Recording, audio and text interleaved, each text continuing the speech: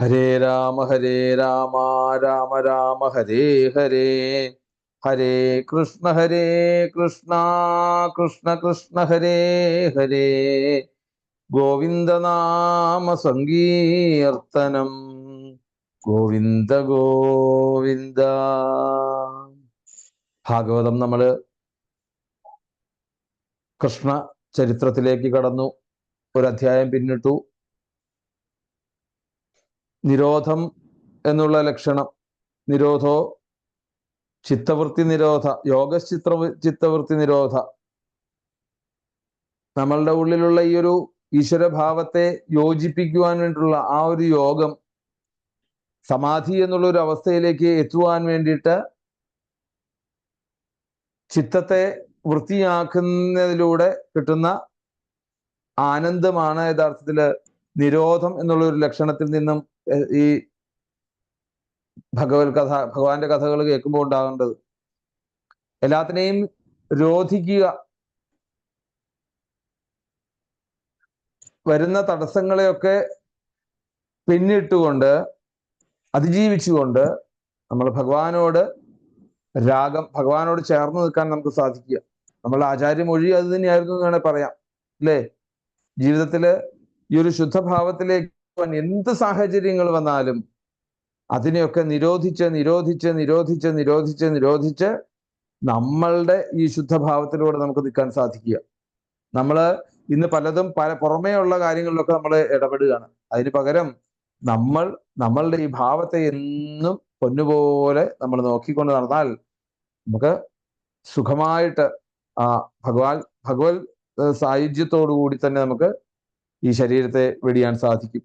എന്തായാലും നമുക്ക് നോക്കാം. ഇന്നലെ ഒന്നാമത്തെ അധ്യായം പറഞ്ഞു നിർത്തിയത് എവിടെയായിരുന്നു? ഉഗ്രസേനെ രാജാവായിട്ട് ആ ഉഗ്രസേനം ച പിതരം യതു ഭോജാന്ധകാധിപം സ്വയം നിഗൃഹ്യ ബുഭുജേ ശൂരസേനാൻ മഹാബല.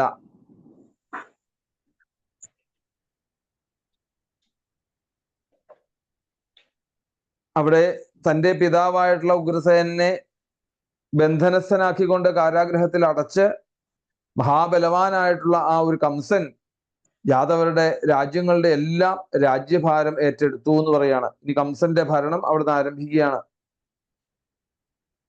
അവിടെ പ്രലംബൻ, ബഗൻ, ചാണൂരൻ, തൃണാവർത്തൻ, മഹാശനൻ, മുഷ്ടികൻ, അരിഷ്ടൻ തുടങ്ങിയതായിട്ടുള്ള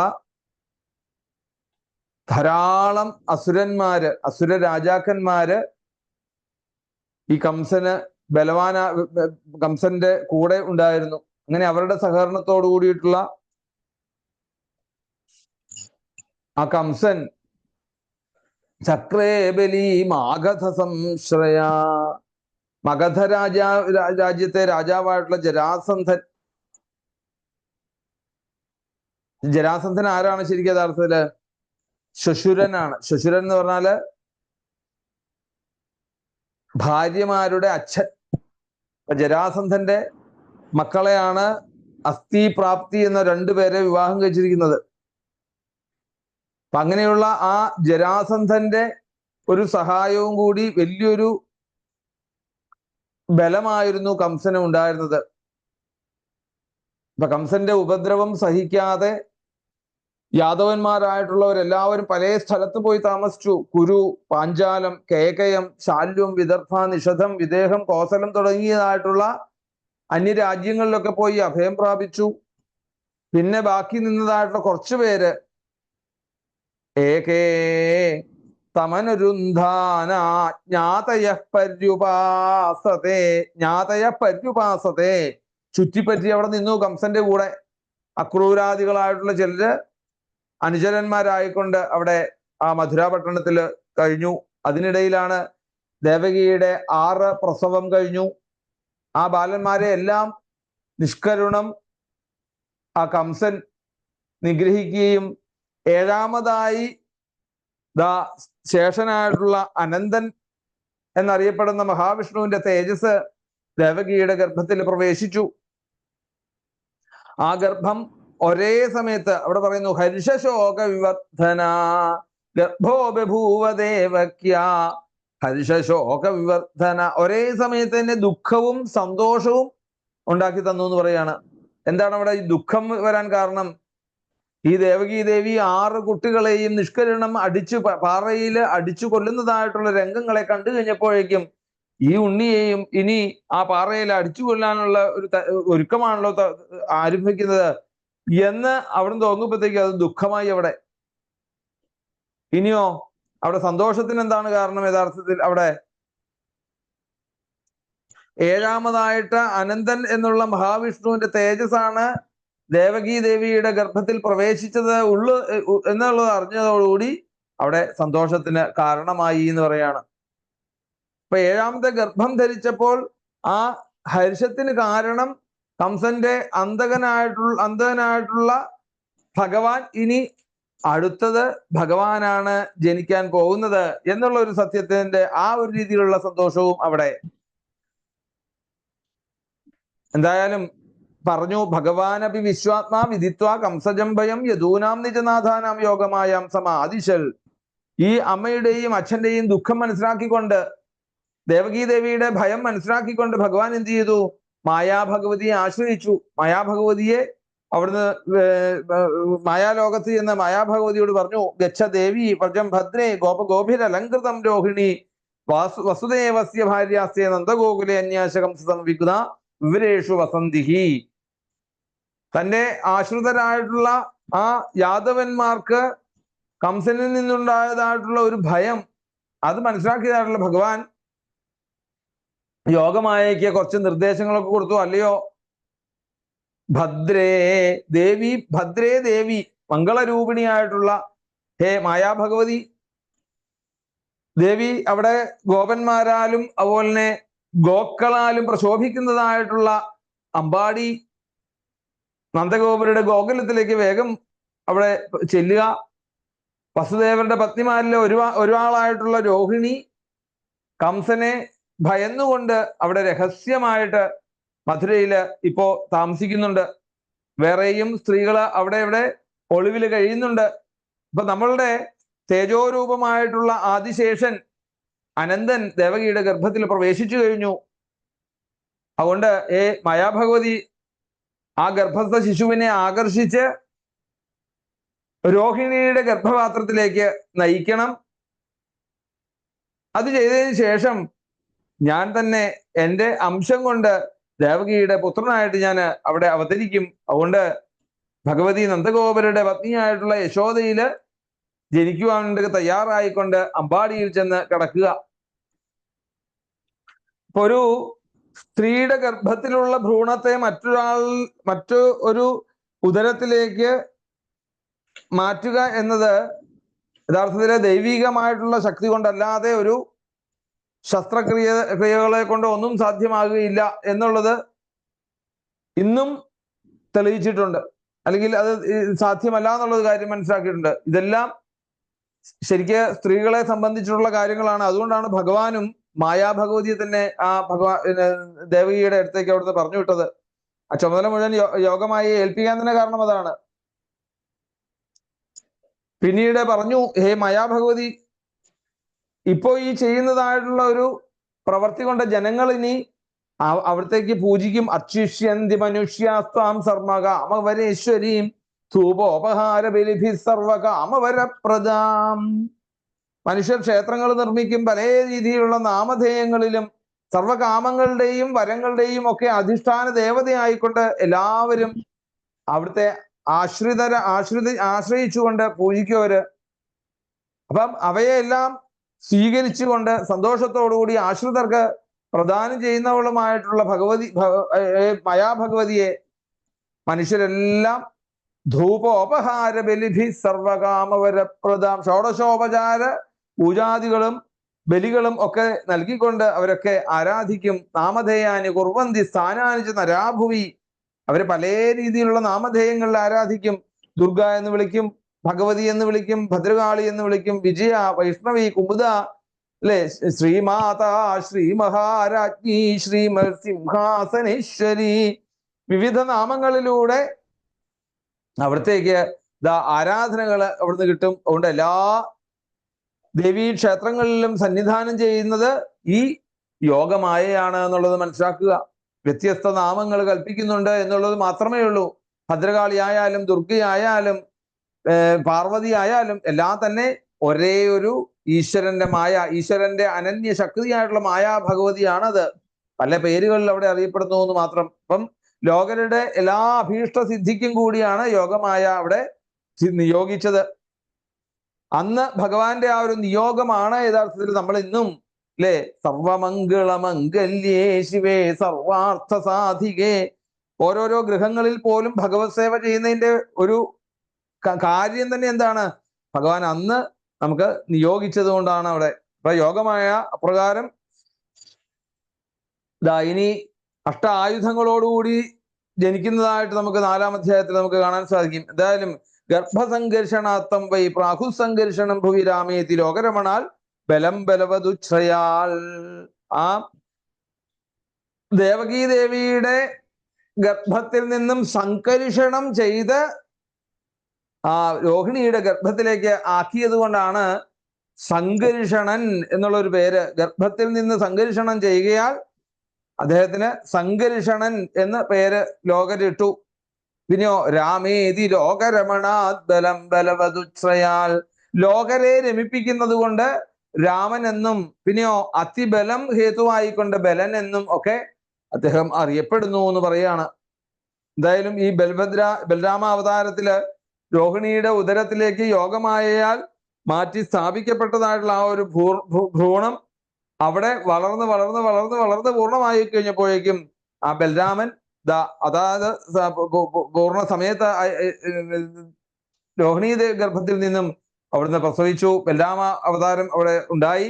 ഇങ്ങനെയൊരു ബലരാമ അവതാരം ശരിക്കും നടക്കുന്നത് ഭാദ്രപദത്തില് കൃഷ്ണപക്ഷത്തിലെ ഷഷ്ഠി ദിവസമാണ്. എന്ന് പറഞ്ഞാലോ, ഭാദ്രപദത്തിലാണ് ഇപ്പൊ ഭഗവാനും, ആ കൃഷ്ണപക്ഷത്തിലാണ്, ഷഷ്ഠിയാണ്. ഷഷ്ഠി ദിവസത്തിലാണ് ബലരാമസ്വാമി ജനിക്കുന്നതെങ്കിൽ സപ്തമി അഷ്ടമി അല്ലെ, ഭഗവാൻ ജനിക്കുന്നതിന് 2 ദിവസം മുമ്പാണ്. പക്ഷെ ഇന്ന് പലരും ഇന്ന് ആഘോഷിക്കുന്നത് അക്ഷയ തൃതീയയുടെ അന്നാണ് ബലരാമസ്വാമിയുടെ അവതാരം എന്ന് പല സ്ഥലത്തും കാണുന്നുണ്ട്. പക്ഷേ ഈ പല ഗർഗസംഹിതയിലായിക്കോട്ടെ പല ഗ്രന്ഥങ്ങൾ നോക്കി കഴിഞ്ഞിട്ടും അതിലൊക്കെ ഈ അഷ്ടമി ദിവസത്തിലെ ഭാദ്രപദത്തിലുള്ള കൃഷ്ണപക്ഷത്തിലെ അഷ്ടമി ദിവസത്തിലാണ്, അഷ്ടമിയുടെ മുമ്പുള്ള ഷഷ്ഠി ദിവസത്തിലാണ് ബലഭദ്രസ്വാമിയുടെ അവതാരങ്ങളെയൊക്കെ അവിടെ സൂചിപ്പിക്കുന്നത് എന്ന് പറയാണ്. അപ്പം എന്തായാലും ഈ രോഹിണി ദേവി എന്നുള്ളത് കദ്രുവിന്റെ അവതാരമാണെന്ന് പറയുന്നുണ്ട്. അപ്പം സർപ്പമാതാച കദ്രൂശ്ച സർപ്പകാരിണി. അപ്പൊ ഈ കദ്രുവിന്റെ ഒരു അവതാരമാണ് യഥാർത്ഥത്തിലെ രോഹിണി ദേവി. ആണ് അനന്തൻ അല്ലെ, ആദിശേഷൻ എന്ന് പറയുന്ന അനന്തനാണ് അവിടെ. എന്തായാലും ആ ബലഭദ്ര അവതാരം വൈശാഖ മാസത്തിലെ അക്ഷയ തൃതീയ ദിവസമായിട്ട് ഒക്കെ ഇന്നും പലരും ആഘോഷിക്കുന്നുണ്ട്. എങ്കിൽ പല ഗ്രന്ഥങ്ങള്, വിശേഷമായിട്ടുള്ള നിർണയ സിന്ധു എന്നുള്ള ഒരു ഗ്രന്ഥത്തിലൊക്കെ അവിടെയൊക്കെ കാണിക്കുന്നുണ്ട്. എന്താ കാണിക്കുന്നത് അവിടെ? അക്ഷയ തൃതീയയുടെ എന്ന പരശുരാമാവതാരമാണ് ജനിച്ചതായിട്ട് അവിടെ കാണിക്കുന്നത്. അവിടെ പ്രമാണമായിട്ട് രാമാഖ്യ സമയേ ഹരി എന്ന ഒരു വാക്യം കൂടി അവിടെ ചേർത്തിട്ടുണ്ട്. അത് തന്നെയല്ല, അതിന്റെ കൂടെ തന്നെ രേണുകായാസ്തു എന്നുകൂടി അവിടെ കാണാൻ നമുക്ക് സാധിക്കും. അപ്പം ബലരാമാവതാരം ഭാദ്രപദ ഷഷ്ഠി ദിവസമാണ് എന്ന്, അതുപോലെ തന്നെ ഈ അക്ഷയ തൃതീയയുടെ എന്ന് പരശുരാമന്റെ ജന്മമാണ് എന്നും ഒക്കെ അവിടെ ഓരോരോ ശാസ്ത്രങ്ങൾ തന്നെ അവിടെ തെളിയിച്ചു കാണിക്കുന്നു. എന്തായാലും ഗർഭേ പ്രണീതേ ദേവക്യ രോഹിണീം യോഗനിദ്രയാ അഹോവിശ്രംസിതോ ഗർഭൈതി പൗരാ വിചുക്രുഷു. യോഗമായ ഭഗവതി ആ അനന്തനായിട്ടുള്ള ആദിശേഷന്റെ അംശത്തെ ദേവകിയിൽ നിന്നും രോഹിണിയിലേക്ക് പകർന്നു കഴിഞ്ഞപ്പോഴേക്കും ദേവകിയുടെ ഗർഭം ഇല്ലാണ്ടായി എന്നുള്ളൊരു വിവരം ആ ദ്വാരപാലന്മാര് കംസന്റെ ഉള്ളിൽ ചെന്ന് അറിയിക്കപ്പെട്ടു, ധരിപ്പിച്ചു. എന്തായാലും ജനങ്ങൾക്കൊക്കെ ആകെ വിഷമമായി അവിടെ. ലോകത്തിന്റെ ആത്മാവ്, അതുപോലെ ഭക്തന്മാരുടെയൊക്കെ പരിരക്ഷകനുമായിട്ടുള്ള ആ മഹാവിഷ്ണുവിന്റെ ദിവ്യ തേജസ്സായിട്ടുള്ള അംശഭാഗങ്ങളെ കൊണ്ട് ആ ഒരു നീല വെളിച്ചം വസുദേവരുടെ ഉള്ളിൽ അവിടുന്ന് ആവേശാംശഭാഗേന മന ആനകദുന്ദുഭേഹേ, വസുദേവരുടെ മനസ്സിലേക്ക് അങ്ങോട്ട് പ്രവേശിച്ചു. എന്നിട്ടോ സവിഭ്രൽ പൗരുഷം ധാമഭ്രാജമാനോ യഥാരവി, മഹാപുരുഷനായിട്ടുള്ള ആ വിഷ്ണുവിന്റെ സാന്നിധ്യം വസുദേവരുടെ ഉള്ളിലേക്ക് ആ നീല വെളിച്ചം അങ്ങോട്ട് തന്റെ മനസ്സിലെ പൂർണ്ണമായിട്ട് ആ ഭഗവത് ചൈതന്യം അങ്ങോട്ട് വന്നതോടുകൂടി ഇന്നിപ്പോ രവി ആദിത്യനെ പോലെ ശോഭിച്ചു. അവിടെ ജീവജാലങ്ങൾക്ക് അടുത്തേക്ക് എത്തുവാൻ പോലും സാധിക്കുന്നില്ല ചൂടുകൊണ്ട്. കംസനോ അല്ലെങ്കിൽ ദ്വാരപാലന്മാർക്കോ പോലും ആ ചങ്ങല അഴിക്കാനോ ഒന്ന് മുറുക്കാനോ പോലും അടുത്തേക്ക് വരാൻ പറ്റാത്തതായിട്ടുള്ള ഒരു തേജസ്, ഒരു താപം, ഒരു ചൂട് അവിടെ അനുഭവപ്പെടുന്നു. അങ്ങനെ ഒരു ജീവജാലങ്ങൾക്ക് ഒന്ന് സമീപിക്കുവാനോ ആക്രമിക്കുവാനോ അരുതാത്തത്ര ഒരു പ്രതാപശാലിയായിട്ട് മാറി വസുദേവര്. തതോ ജഗൻ മംഗളം അച്യുതാംശം സമാഹിതം ശൂരസുതേന ദേവി ധാര സർവാത്മകമാത്മഭൂതം കാഷ്ഠായദാനന്ദകരം മനസ്ത. ആ വസുദേവർക്ക് ഉണ്ടായതായിട്ടുള്ള ആ ഒരു സുഖം, ആ സുഖത്തെ ദേവകി ദേവിക്ക് അത് പകർന്നു കൊടുക്കുകയാണ്. തന്റെ മനസ്സിൽ ദൃഢമാം ആ വണ്ണം അവിടെ പ്രതിഷ്ഠ നേടിയതായിട്ടുള്ള ആ ഭഗവത് അംശം വസുദേവര് ആ ഒരു നീല കല്ലിനെ, ആ ഒരു നീല വെളിച്ചത്തിനെ ആ ദേവകി ദേവിയുടെ ആ കാതുകളിലേക്ക് തന്റെ വാക്കാകുന്ന ബ്രഹ്മങ്ങളെ കൊണ്ട് അവിടുന്ന് പറഞ്ഞ് ആ ദേവകി ദേവി അത് ആനന്ദിച്ച് ഭഗവത് രൂപത്തെ, ആ ഭഗവത് അംശത്തെ മനസ്സിലാക്കിക്കൊണ്ട് മനസ്സുകൊണ്ട് തന്നിലേക്ക് തന്നെ ആ ദേവകിയുടെ ആ അംശത്തിലേക്ക് തന്നെ അങ്ങോട്ട് പകർന്നു. അപ്പം തന്റെ ഉള്ളിലേക്ക്, ഉദരത്തിലേക്ക് ഈ വാക്കാകുന്ന ബീജത്തിലൂടെ ആ ഭഗവാന്റെ രൂപത്തെ അവിടുന്ന് ആ ഉദരത്തിലേക്ക് അങ്ങ് പ്രവേശിപ്പിച്ചു. അവിടെ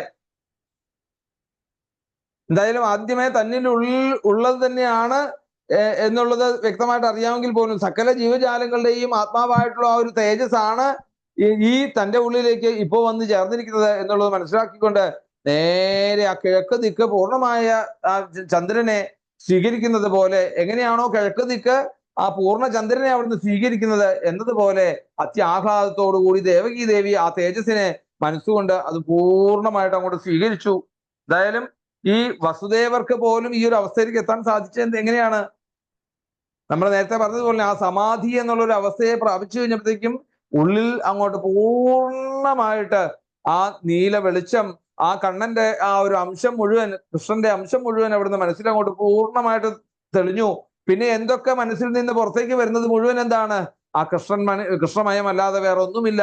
തന്റെ വാക്കുകൾ കൃഷ്ണമയം, തന്റെ പ്രവർത്തികൾ കൃഷ്ണമയം, തന്റെ നോട്ടങ്ങൾ കൃഷ്ണമയം, താൻ കാണുന്നത്, താൻ കേൾക്കുന്നത് എല്ലാം ഇന്ദ്രിയങ്ങൾ മുഴുവൻ കൃഷ്ണമയമായിട്ട് തന്റെ ശരീരം പൂർണ്ണമായിട്ടും ആ കൃഷ്ണമയത്തിൽ പൊതിഞ്ഞിരിക്കുന്ന ഒരു ശരീരമായിട്ട് മാറി അവിടെ. അങ്ങനെ അവിടെ നിന്ന് ആ മനസ്സാകുന്ന മാധ്യമത്തിലൂടെ ആ ഭഗവത് അംശത്തെ ദേവകിയിലേക്ക് പ്രവേശിക്കുകയാണ് ചെയ്തത്. സാധാരണ ഒരു സ്ത്രീ പുരുഷ സംയോഗത്തിലൂടെ അല്ല അവിടെ നടന്നത്. പിന്നെന്താണ്? ഭൗതികമായിട്ടുള്ള വീര്യ സംക്രമണത്തിന് ഇവിടെ സ്ഥാനമില്ല എന്നവിടെ കാണിച്ചു തരികയാണ്. കേവലം ഒരു ആധ്യാത്മികമായിട്ടുള്ള ഒരു പ്രകൃതിയിലൂടെയാണ് ദേവകി ദേവി ഇന്ന് ഗർഭം ധരിച്ചിരിക്കുന്നത്. എന്തായാലും ആ കംസന്റെ ബന്ധനം ഇവിടെ ഒരിക്കലും ഒരു പ്രതിബന്ധമാവുകയില്ല എന്ന് നമുക്ക് മനസ്സിലാക്കാൻ സാധിക്കും. സാ ദേവകി സർവ നിവാസ ഭൂത നിതരാം നരേജേ. ഇപ്പൊ സകല ലോകത്തിനും ഇരിപ്പിടമായിട്ടുള്ള സർവ നിവാസഭൂത നിതരാം നരേജേ, ഇരിപ്പിടമായിട്ടുള്ള ആ ഒരു ഭഗവാൻ തന്റെ ഉദര വാസസ്ഥാനമാക്കിയിട്ടും ദേവകി വേണ്ടതുപോലെ അവിടുന്ന് ശോഭിച്ചില്ല. എന്തേ ശോഭിക്കാത്തതിന്റെ കാരണം? അങ്ങനെയുള്ള ഒരു അവസരം അല്ലെ, ഇനി അതിനുള്ള ഒരു അവസരത്തിലേക്ക് എത്തിക്കേണ്ടെന്ന് വിചാരിച്ചു സാധാരണ പോലെ തന്നെ ആ ദേവകി ദേവി. പക്ഷെ വസുദേവർക്ക് അങ്ങനെയല്ല. വസുദേവൻ മഹാപൗരുഷികനായിട്ട് മാറി അവിടെ ഭഗവാൻ ഉള്ളിലേക്ക് കയറി കഴിഞ്ഞപ്പോൾ ഇവിടെ ദേവകി ദേവിക്ക് അത്ര കണ്ട് ശോഭിച്ചിട്ടില്ല എന്ന് പറയുന്നു.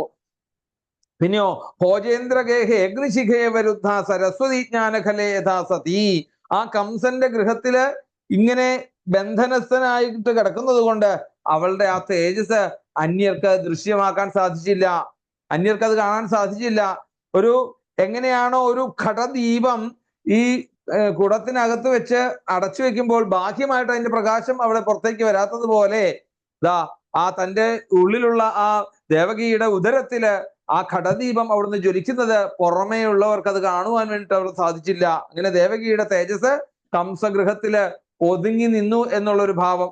എന്തായാലും ദേവകിക്ക് എന്തെന്നില്ലാത്ത ഒരു തേജസ് ഉദിച്ചിരുന്നു എന്ന് ആ ഇനി അവിടെ പറയുന്നത് കേൾക്കാൻ സാധിക്കും. താം വീക്ഷ്യകം സപ്രജയാഭിതാന്തരാം വിരോചയന്തീം ഭവനം ശുചിസ്മിതാം ആഹീഷമേ പ്രാണഹരോ ഹരിർഗുഹാം ധ്രുവം ശ്രിതോ എന്ന പുരേയം ഈദൃശി. കംസൻ ആ ദേവകിയെ അവിടുന്ന് നിരീക്ഷിച്ചു.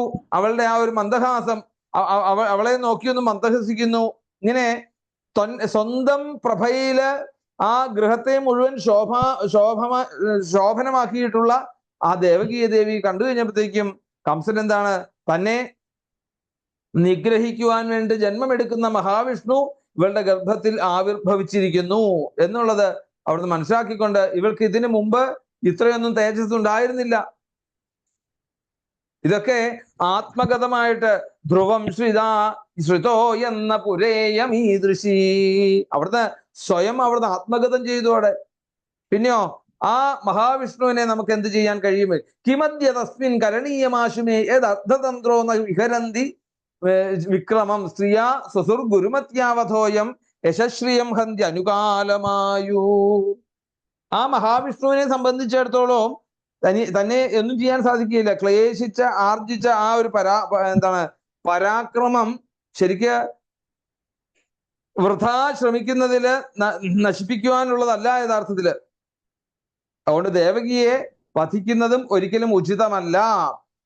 ഒന്ന് സ്ത്രീയാണ്, രണ്ടെന്താണ് സഹോദരിയാണ്, ഗർഭിണിയാണ്. ഇങ്ങനെയുള്ള പല കാരണങ്ങളും തൻ്റെ ഈ ഒരു ദുഷ്പ്രവൃത്തിയെ അവിടുന്ന് പുറകോട്ട് വലിക്കുകയാണ്. അവിടെ സ്ത്രീയാണെന്നുള്ളത്, സഹോദരിയാണെന്നുള്ളത്, ഗർഭിണിയാണെന്നുള്ളതൊക്കെ. അതുകൊണ്ട് അവളെ നിഗ്രഹിച്ചു കഴിഞ്ഞാൽ തൻ്റെ സൽകീർത്തിക്ക് അവിടെ കോട്ടമുണ്ടാകും. ഐശ്വര്യവും ആയുസ്സും ഒക്കെ ഉടനെ നശിക്കും അവിടെ. എന്തായാലും ദേവകിയെ വധിക്കുന്നതിന്റെ അനൗചിത്യത്തെ പറ്റിയൊക്കെ കംസൻ ചിന്തിക്കുകയാണ് അവിടെ. ആദ്യം അശരീരി കേട്ടപ്പോൾ ഒന്നും ആലോചിക്കാതെ വാൾ ഓങ്ങിയതായിരിക്കാം ചിലപ്പം, അല്ലെങ്കിൽ വസുദേവനിൽ നിന്നുള്ള പാഠം പഠിച്ചതുകൊണ്ടായിരിക്കാം. എന്തായാലും അവിടെ ക്രൂര സ്വഭാവം ഉള്ളവനായിട്ടുള്ള കംസൻ സയേഷ ജീവൻ ഖലു സമ്പരേതോ വർത്തേത യോത്യന്തനൃശംസിതേന. അപ്പൊ ഈ ഇത്ര കണ്ട് ക്രൂര സ്വഭാവത്തോടു കൂടിയിട്ടുള്ള ഒരാള് ജീവിച്ചാലും മരിച്ചതിന് തുല്യം തന്നെയാണ് എന്ന് പറയാണ്. അപ്പം ശരീരത്തില് അത്യഭിമാനം കൊള്ളുന്നതായിട്ടുള്ള അവന്റെ ആ ശ്വാസം നിലച്ചാലും ജനങ്ങൾ അവനെ അവിടെ പഴിക്കും. മരിച്ചു കഴിഞ്ഞാലും അവനെ പഴിച്ചുകൊണ്ടിരിക്കും അവിടെ. അതുകൊണ്ട് അന്ധകാരം ദേഹേ മൃതേതം മനുജാശപന്തി ഗന്ധാതമോന്ധം തനുമാനിനോ ധ്രുവം. അതുകൊണ്ട് അന്ധകാരമായിട്ടുള്ള നരകത്തിൽ ചെന്ന് പതിച്ചു വീഴുക ചെയ്യുകയുള്ളൂ. ഇങ്ങനെയൊക്കെ ചിന്തിച്ച് ക്രൂരഭാവത്തില് നിന്ന് അവിടുന്ന് പിന്മാറിയതായിട്ടുള്ള ആ ഒരു കംസൻ ദേവകിയെ വധിക്കുവാൻ വേണ്ടി തുനിഞ്ഞില്ല. പിന്നെയോ താൻ വെറുക്കുന്നതായിട്ടുള്ള ആ മഹാവിഷ്ണു ജനിക്കട്ടെ, അവനെ കാണിച്ചു തരാം. ഇതി ഘോരമതാത്ഭാവാൻ സന്നിവർത്ത സ്വയം പ്രഭു ആസ്തേ പ്രതീക്ഷം തജ്ജന്മ ഹരേർ വൈരാനുബന്ധകൾ. അല്ലെ, തൻ്റെ ശത്രുവായിട്ടുള്ള മഹാവിഷ്ണു ജനിക്കട്ടെ. ആസീന സംവിഷം ദൃഷ്ടൻ ഭുഞ്ചാന പര്യടൻ മഹിം. അങ്ങനെ ആ തീവ്രമായിട്ടുള്ള ഒരു ഭയഭക്തി അവിടുന്ന് ആരംഭിക്കുകയാണ് ഇപ്പൊ കംസന്. ഇരിക്കുമ്പോഴും കിടക്കുമ്പോഴും അതുപോലെ തന്നെ കഴിക്കുമ്പോഴും നിൽക്കുമ്പോഴും ഭക്ഷിക്കുമ്പോഴും നടക്കുമ്പോഴും ഒക്കെ ആ മഹാവിഷ്ണുവിനെ തന്നെ ശത്രുഭാവത്തിൽ ചിന്തിച്ചുകൊണ്ട് ലോകം അല്ലെ വിഷ്ണുമയം ജഗത്ത് എന്ന് പറയുന്ന പോലെ സ്ഥലേ വിഷ്ണു, വിഷ്ണുമയമായിട്ടെല്ലാം ലോകം മുഴുവൻ അവിടെ കാണുന്നു. ഇപ്പം ഉറങ്ങുമ്പോൾ സ്വപ്നം കാണുന്നതായിട്ട് അവിടെ പറയുന്നില്ല. കാരണം എന്താണ്? ഉറങ്ങിയിട്ടില്ല ഈ കംസനെ സംബന്ധിച്ചിടത്തോളം. ഉറക്കമില്ലാത്ത രാത്രികളായിരുന്നു പിന്നീടുള്ളതൊക്കെ. ഇപ്പൊ ശത്രുവായിട്ടോ മിത്രുവായിട്ടോ ഒക്കെ എങ്ങനെ നോക്കിക്കഴിഞ്ഞാലും സ്മരണ ദൃഢമാണ് എങ്കിൽ അതെന്താണ്? അത് ഭഗവാനെ സംബന്ധിച്ചിടത്തോളം ആ ഭക്തിയായിട്ട് അവിടെ നിന്ന് സ്വീകരിക്കുന്നു. അല്ലെ, ഭയഭക്തിക്ക് കംസനെയാണ് ദൃഷ്ടാന്തമാക്കി അവിടെ പറയുന്നത്. ഗോപ്യക്കാമാൽ ഭയാൽ കംസോ. അല്ലെ, അപ്പം ആ നവവിധ ഭക്തിയില് സ്മരണ എന്നുള്ള ഒരൊറ്റ അവിടുന്ന് അല്ലെ, ശ്രവണം കീർത്തനം വിഷ്ണു സ്മരണം. അപ്പൊ ഏത് രീതിയിലാണെന്നുള്ളതിനെ കുറിച്ചല്ല, എങ്ങനെയെങ്കിലും ഭഗവാനെ സ്മരിക്കുന്നുണ്ടോ സദാസമയവും, അങ്ങനെയാണെങ്കിൽ ഭഗവാൻ അവിടുന്ന് സ്വീകരിച്ചിരിക്കും. എന്തായാലും അവിടെ ബ്രഹ്മാഭവശ്ച തത്രൈത്യ മുനിഭിർ നാരദാദിഭി ദേവി സാനുചരീസാകം വൃഷണമൈടയൻ. ശ്രീനാരദ മഹർഷി എല്ലാ ഋഷീശ്വരന്മാരോടും കൂടി ദേവന്മാരോടും പരിവാരങ്ങളോടും കൂടിയിട്ട് ആ ബ്രഹ്മാവ്, പരമേശ്വരൻ ഒക്കെ എല്ലാവരും കൂടി കംസഗൃഹത്തിലേക്ക് അവിടെ സന്നിഹിതരായി വന്നു. അവിടെ അങ്ങനെ ആ ഭഗവാനെ സ്തുതിവചനങ്ങളിലൊക്കെ കീർത്തിച്ചു. പിന്നെന്താണ്? സാനുചരീ സർഭം വൃഷണമൈടയൻ. ഇപ്പം വൃഷണം എന്നാൽ കാമം, കാമത്തെ വർഷിക്കുന്നത്, അതാണ് കാമവരുഷ വൃഷണമൈടയൻ. ഇപ്പൊ അവിടുന്ന് ഗംഭീരമായിട്ട് ദേവന്മാരൊക്കെ കൂടി സ്തുതിച്ചു. സത്യവ്രതം സത്യപരം ത്രിസത്യം സത്യസ്യ യോനിം നിഹിതം ച സത്യേ സത്യസ്യ സത്യമൃത സത്യനേത്രം സത്യാത്മകം ത്വാം ശരണം പ്രപന്നാഹ. നമ്മൾ പറയാറുണ്ട് ആദ്യത്തിലും അന്ത്യത്തിലും നടുക്കും, അല്ലെ? ഭാഗവതത്തിന്റെ ഏറ്റവും പ്രധാനമായിട്ടുള്ള ഒരു വിഷയം തന്നെ എന്താണ്? ഈശ്വരൻ എന്നുള്ളൊരു വിഷയമാണ്. ഈശ്വര തത്വത്തെ ജനങ്ങളിലേക്ക് എത്തിക്കുക. അതെന്താണ്? സത്യം പരം ധീമഹി, നിരസ്ത കുഹകം സത്യം, യാതൊരുവിധ കാപട്യവും ഇല്ലാത്ത ശുദ്ധഭാവമായിട്ടുള്ള ആ സത്യമാണ് ഈശ്വരൻ എന്ന് ഉറക്കെ പ്രഖ്യാപിക്കലാണ് യഥാർത്ഥത്തിൽ ഭാഗവതത്തിന്റെ ധർമ്മം. അത് ആദ്യത്തിലും പറഞ്ഞു. ദാ ഇവിടെ മധ്യഭാഗത്തായിട്ട് ഏറ്റവും പ്രധാനമായിട്ടുള്ള കൃഷ്ണചരിത്രം പറയുന്നിടത്ത് കൃഷ്ണനെ കുറിച്ച് അവിടെ പറയുന്നു. സത്യവ്രതം സത്യപരം ത്രിസത്യം സത്യസ്യ യോനിം നിഹിതം ച സത്യേ. താൻ അവതരിച്ച് ഈ ഭൂഭാരം ക്ഷയിപ്പിക്കണം എന്നുള്ള ഒരു പ്രതിജ്ഞ അവിടുന്ന് സത്യമാക്കിയതിൽ ദാ സത്യം, സത്യവ്രതം, വ്രതം സത്യമാക്കിയിട്ടുള്ള ആള്, പരം എല്ലാത്തിനും സത്യമായിട്ടുള്ള ആള്, ത്രിസത്യം മൂന്ന് കാലങ്ങളിലും സത്യമായിട്ടുള്ള, സത്യം എന്ന ശബ്ദം കൊണ്ട് ആരംഭിച്ച് സ്തുതിക്കുകയാണ് അവിടെ. അപ്പം അങ്ങ് സത്യസങ്കല്പത്തോട് കൂടിയിട്ടുള്ളവനാണ്. സത്യമാകുന്ന പരമോന്നത തത്വത്തിൽ അതിലൂടെ മാത്രം പ്രാപ്യനായിട്ടുള്ള ആളാണ് അങ്ങ്. അതുകൊണ്ട് സൃഷ്ടിക്ക് മുമ്പ് ഭൂതകാലത്തും സൃഷ്ടി നിലനിൽക്കുന്ന വർത്തമാനകാലത്തും ത്രിസത്യം, അല്ലെ? അതിന് ശേഷമുള്ള ഇനി ഈ പ്രപഞ്ചത്തിന് ഭാവി കാലത്തും ഒക്കെ നിലനിൽക്കുന്ന ഒന്നാണ് എന്ത്? സത്യം. അങ്ങ് ആ ഈശ്വരൻ, അങ്ങനെയുള്ള ഭഗവാനെ സത്യസ്യ സത്യമൃത സത്യനേത്രം സത്യസ്യ യോനിം നിഹിതം ച സത്യേ. ഇപ്പൊ സത്യസ്വരൂപനായിട്ടുള്ള അങ്ങാണ് സത്യത്തിന്റെ ഉറവിടം. സത്യസ്യ യോനിം നിഹിതം ച സത്യേ. ആ സത്യത്തിൽ നിന്നാണ് ഈ എന്താണ് പഞ്ചഭൂതാത്മങ്ങളൊക്കെ അവിടുന്ന് ഉണ്ടാകുന്നത്. ആദി ബീജമാണെന്ന്. അവയിൽ സത്യസ്വരൂപനായിട്ട് അന്തര്യാമിയായിട്ട് വർത്തിക്കുന്നു. സത്യസ്യ യോനിം നിഹിതം ച സത്യേ സത്യസ്യ സത്യമൃത സത്യനേത്രം സത്യാത്മകം ത്വാം ശരണം പ്രപന്ന. അവിടെ അന്തര്യാമി ആയിക്കൊണ്ട് എല്ലാവരുടെയും ജീവജാലങ്ങളുടെയും ഉള്ളിൽ വർത്തിക്കുന്നതായിട്ടുള്ള അങ്ങ് വ്രതം, അതുപോലെ തന്നെ സത്യം, ഇവയുടെയൊക്കെ നിയന്താവാണ് അങ്ങ്. അങ്ങനെ സത്യത്തിന്റെ മൂർത്തിമൽ ഭാവമായിട്ടുള്ള അങ്ങയെ ഞങ്ങൾ ഇതാ ശരണം പ്രാപിക്കുന്നു. ഏകായനോസോ ദ്വിബല ത്രിഭൂല ചതൂരസ പഞ്ചവിധ ഷഡാത്മാ. അങ്ങനെ ആദിയിൽ ഉണ്ടായതായിട്ടുള്ള പ്രപഞ്ചമാകുന്ന ഈ ഒരു വൃക്ഷത്തിന്റെ സ്വരൂപം എങ്ങനെയാണെന്ന് നോക്കിക്കഴിഞ്ഞാല് മൂലപ്രകൃതി എന്ന ഒരേ ഒരു അവലംബം ആണ്. സുഖദുഃഖങ്ങളായിട്ടുള്ള രണ്ട് ഫലങ്ങൾ അതിൽ നിന്നും ഉണ്ടാകുന്നു. ആ വൃക്ഷത്തിൽ നിന്നും സുഖദുഃഖങ്ങൾ എന്നുള്ള രണ്ട് ഫലങ്ങൾ അതിൽ നിന്നുണ്ടാകുന്നു. ത്രിഗുണങ്ങളാകുന്ന മൂന്ന് വേരുകൾ ഉണ്ടാകുന്നു. ചതൂരസ പഞ്ചവിഷടാത്മാ. അപ്പം ഈ മൂലപ്രകൃതിയായിട്ടുള്ള ഈ ഒരു വൃക്ഷത്തിൽ നിന്നും സുഖം ദുഃഖം എന്നുള്ള ഒരു രണ്ട് ഫലങ്ങള്, അതിന്റെ വേരുകൾ എങ്ങനെയാണ്? ഈ ഫലങ്ങൾക്ക് ഫലം ഉണ്ടാകാൻ എങ്ങനെയാണ്? അതിന്റെ വേര് താഴോട്ട് ഇറങ്ങുമ്പോഴാണ്. ഏതാണ് വേര്? മൂന്ന് ഗുണങ്ങള്, ത്രിഗുണങ്ങളായിട്ടുള്ള മൂന്ന് ഗുണങ്ങള്. പിന്നെയോ ചതൂരസ, നാല് ധർമ്മ അർത്ഥം കാമം മോക്ഷങ്ങളാകുന്ന നാല് രസങ്ങള്.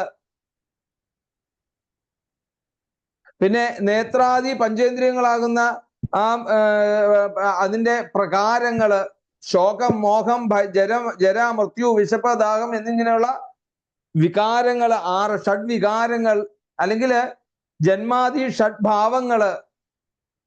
പിന്നെയോ ത്വക്ക് മാംസം രക്തം, അതുപോലെ മേധസ് അസ്ഥി മജ്ജ രേതസ് തുടങ്ങിയതായിട്ടുള്ള ധാതുക്കളാകുന്ന തൊലികള്, പഞ്ചഭൂതങ്ങള്, മനസ്സ് ബുദ്ധി അഹങ്കാരം, ഇവയൊക്കെ ചേർന്ന് 8 ശാഖകളായിട്ട് അത് മാറുന്നു ആ ഒരു മരം. പ്രാണാപാനാദി 10 പ്രാണങ്ങളാകുന്നതായിട്ടുള്ള ഇലകള്, ഇങ്ങനെ ജീവാത്മാവും പരമാത്മാവുമാകുന്ന 2 പക്ഷികളുടെ ആവാസ കേന്ദ്രമാണ് യഥാർത്ഥത്തില് ഭഗവാനെ ഈ ശരീരം എന്നുള്ളത്. ത്വമേക ഏവാസ്യ സതപ്രസൂതി ത്വം സന്നിധാനം ത്വമനുഗ്രഹശ്ച.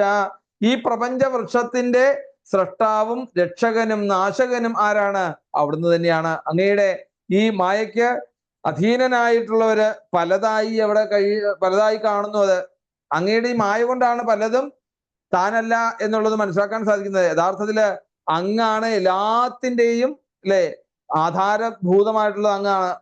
അപ്പൊ മായയ്ക്ക് അതീതരായിട്ടുള്ള ജ്ഞാനികള് എങ്ങനെയാണ്? ഏകത്വേന അവരൊക്കെ അത് വീക്ഷിക്കുന്നു. അവിടെ അവർക്ക് കാണാൻ സാധിക്കുന്നു. ജ്ഞാനസ്വരൂപിയായിട്ട് അങ്ങ് ലോകരുടെ ആവശ്യാർത്ഥം കൊണ്ട് സാത്വിക സ്വരൂപങ്ങളൊക്കെ കൈക്കൊണ്ട് അതെല്ലാം സജ്ജനങ്ങളുടെ ശ്രേയസിനും ദുർജനങ്ങളുടെ നാശത്തിനും വേണ്ടിയിട്ട് അല്ലെ സദാമഭദ്രാണി മുഹുഖലാനാം, ഖലന്മാരെയൊക്കെ നിഗ്രഹിക്കുകയും ശിഷ്ടന്മാരെയൊക്കെ രക്ഷിക്കുകയും ഒക്കെ ചെയ്യുന്നു. തയ്യംബുജാക്ഷാഖില സത്വധാംനി സമാധിന ആവേശിത ചേതസൈകേ ത്വൽപാദപോതേന മഹൽകൃതേന കുർവന്തി ഗോവത്സപദം ഭവാബ്ധിം. അതുകൊണ്ട് വിവേകികള് അവരവരുടെ മനോദാർഢ്യം കൊണ്ട് സമാധി എന്ന അവസ്ഥയെ കൈവരിച്ചു കഴിയുമ്പോഴും അങ്ങയുടെ ആ ശ്രീപാദങ്ങളാകുന്ന നൗകയിലൂടെ പൈക്കുട്ടിയുടെ കുളമ്പടി എന്നോണം ഉള്ള അതിഭയങ്കരമായിട്ടുള്ള ഈ സംസാര സാഗരത്തെ ഒരു ഒരു പശുക്കുട്ടിയുടെ കുളമ്പടിയിൽ എത്ര കണ്ട് വെള്ളം കൊള്ളുവോ അത്ര ലാഘവത്തോടു കൂടിയിട്ട് ഈ സംസാരമാകുന്ന സാഗരത്തെ മുഴുവൻ താണ്ടുവാൻ വേണ്ടി ജ്ഞാനികളായിട്ടുള്ള വിവേകികൾക്ക് കഴിയുന്നതോടെ അങ്ങനെ സജ്ജനങ്ങൾ മറുകര പറ്റിയ ശേഷം ഇതാണ് ഭവാബ്ധിയെ മറികടക്കുവാൻ പറ്റിയത് ഉപകരണമെന്ന് മറ്റുള്ളവരെ ഉപദേശിച്ചു കൊടുക്കുന്ന പലരും അതിനെ അവലംബിച്ചുകൊണ്ട് മായാബന്ധ വിമുക്തരായിക്കൊണ്ട് അവർ മാറാറുണ്ട്. അല്ലാതെയുള്ളവര് എങ്ങനെയാണ്? നേരെ തിരിച്ച് ഭൂമിയിലേക്ക് വന്ന് ബാക്കിയുള്ള ഭക്തന്മാരെയും കൂടി അറിയിച്ചുകൊണ്ട് ആ മുക്തിയിലേക്ക് എല്ലാവരെയും പിടിച്ചു കയറ്റുവാൻ വേണ്ടിയിട്ടുള്ള ഒരു മനോഭാവത്തോടു കൂടി ആ ഭക്തന്മാര് തയ്യാറാകുന്നു. എന്തായാലും ആരുഹ്യ കൃഷ്ണേണ പരമ്പദം തദപദന്ത്യധോനാദൃത്തയുഷ്മദംഘ്രയാ. അപ്പം അതില് ഈ ശ്രീപാദങ്ങളെ ആദരിക്കാതെ ചിലര് അധപ്പതിച്ചു പോകുന്നു എന്ന് അവർക്ക് കാണാൻ സാധിക്കുന്നു. അപ്പം എന്താണ്? ചില ദുരഭിമാനികള് തങ്ങൾ മുക്തരായി കഴിഞ്ഞെന്ന് തെറ്റിദ്ധരിച്ചുകൊണ്ട് വൃഥ അവിടെ കർമ്മങ്ങളൊക്കെ ചെയ്ത് ഉന്നത സ്ഥാനങ്ങളിൽ ചെന്നെത്തി അധികം താമസിയാതെ അവിടുന്ന് അധപ്പതിക്കുകയാണ് ചെയ്യുന്നത്. നമുക്കറിയാം നഹുഷന്റെ കഥ നമുക്കറിയാം. ദേവേന്ദ്രന്റെ സ്ഥാനത്ത് നഹുഷൻ ഒരു വർഷം ആ സ്വർഗം ഭരിച്ചിരുന്ന സമയത്തുണ്ടായതായിട്ടുള്ള നഹുഷന്റെ അവസ്ഥ നമുക്കറിയാൻ സാധിക്കും. എന്തായാലും തഥാനതേ മാധവ താവകാക്വജിൽ ഭൃശ്യന്തി മാർഗാത്വയി ബദ്ധ സൗഹൃദ. അങ്ങയിൽ ദൃഢമായിട്ടുള്ള ഒരു ഭക്തി ഉള്ളവര് മുൻ പറഞ്ഞവരെ പോലെ ആ മാർഗത്തിൽ നിന്നും ഭ്രംശിക്കുന്നില്ല, അതിൽ നിന്ന് മാറുന്നില്ല. അതുകൊണ്ട് അങ്ങയാൽ സംരക്ഷിക്കപ്പെടുന്നതായിട്ടുള്ള അവര് എല്ലാ വിഘ്നകാരികളായിട്ടുള്ള ദുർദേവതകളുടെയൊക്കെ അധിപന്മാരുടെ ശിരസുകളിൽ ആനന്ദ നൃത്തമാടുന്നു. അവിടെ യാതൊരു വിഘ്നങ്ങളും അവരെ സ്പർശിച്ചിട്ടേ ഇല്ല. അതുകൊണ്ട് ലോകത്തിന്റെ ഈ ഒരു നടപ്പ് കാലത്ത് അങ്ങ് ശരീരികൾക്ക് ശ്രേയസിന് ഒത്തതായിട്ടുള്ള സാത്വിക രൂപങ്ങളൊക്കെ അവിടുന്ന് സ്വീകരിക്കുന്നു. എന്നിട്ടോ ആ വേദാധ്യയനം, യാഗാദികള്, യോഗാഭ്യാസം, തപസ്, ജ്ഞാനം, സമാധി തുടങ്ങിയതായിട്ടുള്ള ഇവയൊക്കെ അവലംബിച്ച് അവര് അങ്ങേക്ക് ആരാധന ചെയ്യുന്നു. അല്ലയോ സൃഷ്ടാവായിട്ടുള്ള ഹേ ഗുരുവായൂരപ്പ, അങ്ങ് ഈ വിധം സാത്വിക രൂപം ധരിച്ചിരുന്നില്ല എങ്കിൽ അവിടെ അജ്ഞാനത്തെയും അതിൽ നിന്ന് ഉടലെടുക്കുന്നതായിട്ടുള്ള ഭേദബുദ്ധിയെയും അതുകൊണ്ടുണ്ടാകുന്നതായിട്ടുള്ള എല്ലാ ദുഃഖങ്ങളെയും അല്ലെങ്കിൽ ഈ പ്രപഞ്ചത്തിന് തന്നെ നാശമുണ്ടാകുന്നതായിട്ടുള്ള നശിപ്പിക്കുവാൻ ഉതകുന്നതായിട്ടുള്ള സാക്ഷാത്കാരം അവിടത്തേക്ക് ഉണ്ടാകുകയില്ല. എന്തായാലും ഇവിടെ ഈ ജഡങ്ങളാകുന്ന വർഗങ്ങളുടെ പ്രകാശത്താൽ അങ്ങയുടെ ഒരു സാന്നിധ്യം കേവലം ഒരു അനുമാന രൂപം മാത്രമേ ഉള്ളൂ. ജഡമാകുന്ന ശരീരത്തിൽ അങ്ങയുടെ ആ ഒരു ചൈതന്യവും കൂടെ പ്രവേശിക്കുമ്പോഴാണ് യഥാർത്ഥത്തില് സൃഷ്ടി പൂർണ്ണമാകുന്നത്. മനോവചോഭ്യാം അനുമേയവത്മനോ ദേവക്രിയായാം പ്രതിയന്ത്യഥാപിഹി. അപ്പൊ പ്രത്യക്ഷ സ്വരൂപത്തിന് മാത്രമേ യഥാർത്ഥത്തില് ഈ സംസാര മോചനം എന്നുള്ളത് സാധ്യമാക്കാനാവുകയുള്ളൂ. അതുകൊണ്ട് ഹേ പരബ്രഹ്മ സ്വരൂപമായിട്ടുള്ള സർവസാക്ഷിയായിട്ടുള്ള അങ്ങയുടെ ആ ഒരു മാർഗം കേവലം അവ്യക്തമാണ് യഥാർത്ഥത്തില്. അങ്ങയുടെ ആ ഗുണങ്ങളെ കൊണ്ടും ജന്മങ്ങളെ കൊണ്ടും കർമ്മങ്ങളെ കൊണ്ടും ഒക്കെ സ്വീകരിക്കപ്പെട്ടതായിട്ടുള്ള പല വിധത്തിലുള്ള നാമരൂപങ്ങള് അത് മനസ്സുകൊണ്ടോ വാക്കുകൊണ്ടോ അല്ലെങ്കിൽ നിരൂപിക്കപ്പെടുവാൻ അവിടുന്ന് സാധിക്കുകയില്ല. അത്ര കണ്ട് ഗുഹ്യമാണ്, ഗൂഢമാണ് അവിടുത്തെ ആ ഒരു ശക്തി. എന്നിരിക്കുമെങ്കിലും അങ്ങയുടെ ആ ഉപാസനയിലെ വ്യാപൃതരായവർക്കെല്ലാം അത് വ്യക്തമായിട്ട് ജ്ഞാനികളെ സംബന്ധിച്ചിടത്തോളം അതൊക്കെ അവർക്ക് മനസ്സിലാക്കാൻ സാധിക്കുന്നു. അപ്പം അങ്ങ് യഥാർത്ഥത്തില്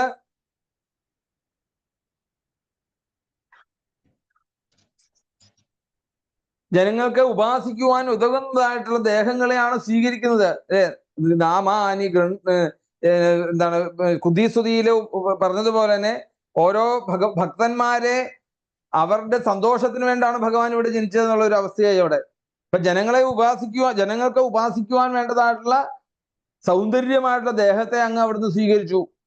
പിന്നെയോ വേദാധ്യയനങ്ങളിലൂടെ ഭക്തന്മാര് അവരവർക്ക് പരസ്യമായിട്ടുള്ള രൂപങ്ങളിൽ ആരാധിച്ച് അവരിതാ പരമഗതിയെ പ്രാപിക്കുന്നു. ഇങ്ങനെ സാത്വികമായിട്ടുള്ള രൂപങ്ങളൊക്കെ സ്വീകരിച്ച് അവിടെ സാക്ഷാത്കാരം നൽകാത്ത പക്ഷം അങ്ങയുടെ അസ്തിത്വം ശരിക്കും ജഡവസ്തുക്കൾക്ക് ചൈതന്യം നൽകുന്ന ഒരു ശക്തി മാത്രം എന്നുള്ള ഒരു അനുമാനത്തിലേക്ക് എത്താൻ സാധിക്കും.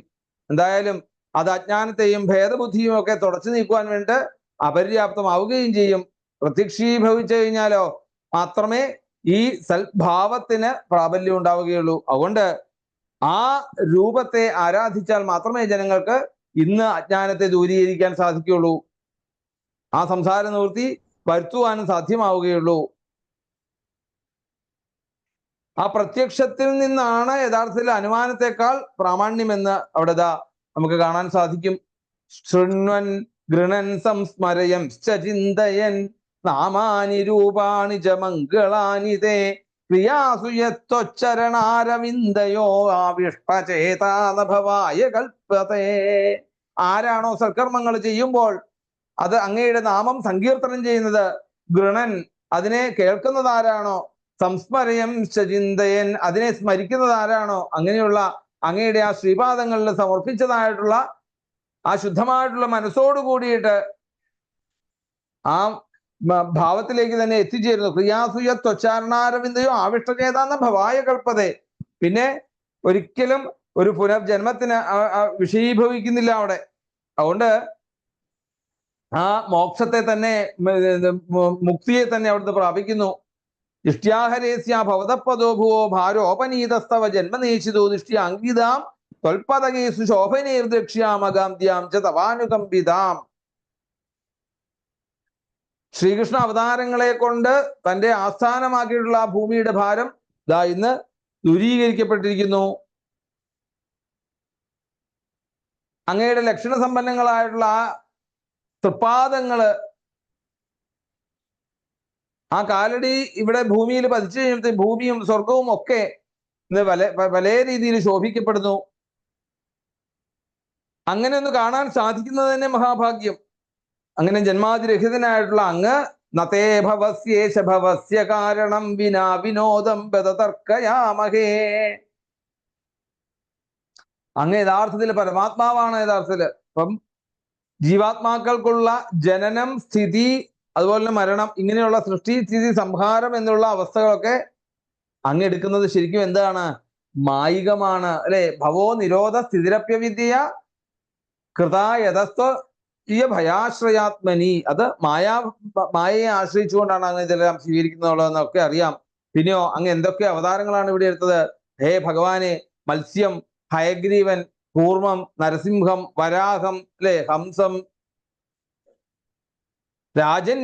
രാജന്യവംശ വിപ്രവിബുധേഷു കൃതാവതാര. ശ്രീരാമേന്ദ്ര സ്വാമി ആയിക്കൊണ്ട്, പരശുരാമനായിക്കൊണ്ട്, വാമനസ്വാമി ആയിട്ടൊക്കെ അങ്ങ് പല രീതിയിലുള്ള അവതാരങ്ങളൊക്കെ ഇവിടെ സ്വീകരിച്ച് ഈ ത്രൈലോക്യം രക്ഷിച്ചതായിട്ടുള്ള പ്രകാരം ഈ അവസരത്തിലും ഹേ ഗുരുവായൂരപ്പ, ഈ ഭൂമിയുടെ ഭാരത്തെ ഇല്ലാണ്ടാക്കുവാൻ വേണ്ടിയിട്ട് യദുവംശ ശ്രേഷ്ഠനായിട്ടുള്ള ഭഗവാനെ അവിടത്തേക്ക് ഞങ്ങളിതാ നമസ്കരിക്കുന്നു.